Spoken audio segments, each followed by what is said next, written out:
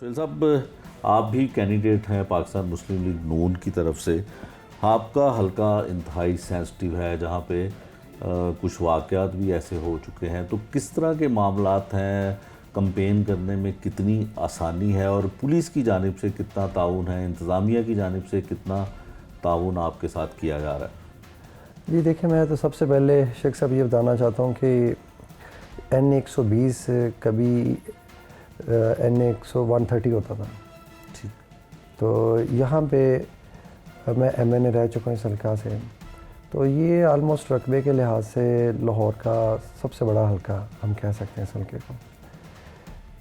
گاؤں دیہات بھی ہیں اس میں اربن ایریا بھی ہے.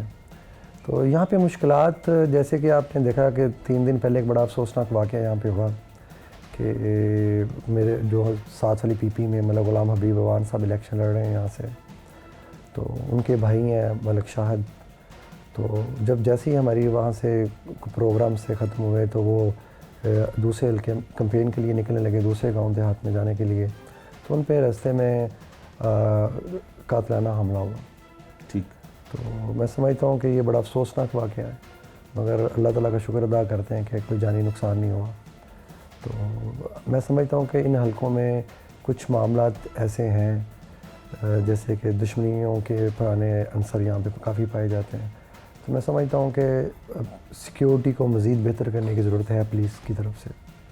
اچھا بٹ صاحب، آپ کا جو حلقہ ہے 151 اور اس کے اوپر سردار ایاز صادق صاحب ہیں 121 غالباً ہے، تو اس میں کتنے حساس پولنگ اسٹیشن ہیں اور کتنی آپ کے ساتھ کنسرویشن اور یہاں ڈسکس ہوا ہے پولیس کے ساتھ کہ یہاں پہ سیکیورٹی کس طرح سے ہونی چاہیے؟ کیونکہ آپ کا یہ آبائی علاقہ ہے، آبائی حلقہ ہے، تو آپ کو تو یہاں پہ پتہ ہے کہ پرانی دشمنیاں جس طرح آپ نے بتایا کہ یہاں پہ اس حلقے میں بہت زیادہ ہے، تو اس حوالے سے کوئی میٹنگز ہوئی ہیں، کوئی تحفظات آپ کے ہیں؟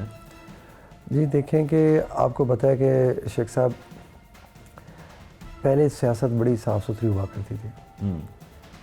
بدقسمتی سمجھتا ہوں میں کہ پچھلے چند سالوں میں کوئی تو ایک گالم گلوچ کی سیاست، بدتمیزی کی سیاست پروان چڑھائی گئی. تو میں سمجھتا ہوں کہ جو قومی لیڈر ہوتے ہیں ان کو ہمیشہ قوم کو میسیج اور پیغام ایسا دینا چاہیے کہ جس سے قوم بہتری کی طرف جائے. تو میں سمجھتا ہوں کہ پچھلے چند سالوں میں جو PTI نے جس طرح گالم گلوچ کی سیاست کی اور جس طرح انہوں نے اپنے فالوورز کو جو میسیج دیا، تو ظاہر سی بات جو ایک لیڈر ایک پارٹی کا لیڈر کرے گا تو اس پارٹی کے فالوورز بھی اسی راستے پہ جائیں گے. تو میں سمجھتا ہوں کہ ہمیں ضرورت ہے اس ٹائم پاکستان میں متحد ہونے کی، قوم کو جوڑنے کی، ملک کو بہتر رستوں کی طرف لے جانے کی، پیار محبت کی ضرورت ہے. ہمیں انتشار کی ضرورت نہیں ہے. جس طرح پچھلے سالوں میں انتشار پھیلایا گیا، پری پلاننگ، اور اس کے بعد 9 مئی کے واقعات آپ کے سامنے ہیں کہ جناح ہاؤس پہ حملے، ہماری ایئر بیسز کی طرف حملے کرنے کی کوششیں کی گئیں، ہمارے شہیدین کے مجسموں کو توڑا گیا. تو میں سمجھتا ہوں کہ سیاست میں وائلنس اور انتشار جو ہے اس کی گنجائش نہیں ہونی چاہیے. تو ظاہر سی بات ہے قانون اپنا راستہ لیتا ہے.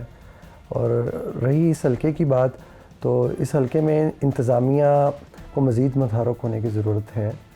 تو ابھی تک جسے کہا جاتا ہے کہ اسپیشلی بلا کے میٹنگز کی جائیں سیکیورٹی کے حوالے سے، پراپر ابھی تک اس طرح کی میٹنگز جس طرح ہونی چاہیے اس طرح نہیں ہوئی. پھر بھی میں سمجھتا ہوں کہ پولیس اپنی کوشش کر رہی ہے اور معاملات میں امید رکھتا ہوں کہ بہتری کی طرف انشاءاللہ جائیں گے.